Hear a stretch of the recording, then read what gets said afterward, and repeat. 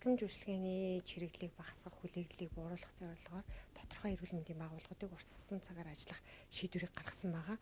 Үүнд 2017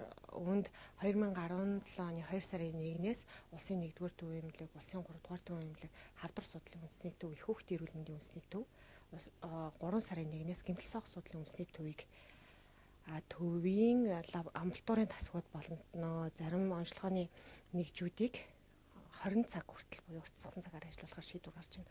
Одоогийн байдлаар үүнд шаардлагатай хүний нөөц санхүүжилтийн судалгаа гаргах тооцооллыг нь хийх холбогдох арга хэмжээг нь авч ажиллаж байна. Ер нь энэ жилийн 2017 оны тухайд тусламж үйлчилгээний ачаал өндөртөө өнөө үед бол энэ тусламж үйлчилгээг зохицуулах, уртасгасан цагаар ажиллах энэ үйл ажиллагааг эхлүүлж байгаа.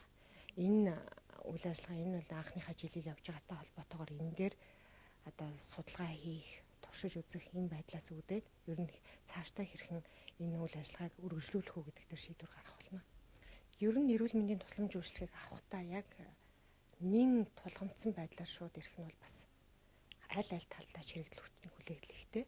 Эрүүл мэндийн байгууллагт хандахтаа эхлээд захим хэлбэрээр юм уу альсвал эрүүл мэндийн очир дугаарыг авсан байж явах ёстой. Тэгжээж одоо тусламж үйлчилгээг авах ёстой. Тэгхгүйгээс болж одоо хүлээгдэл чирэгдлийн бас гол үүсэж байгаа шалтгаан энд бас байгаа.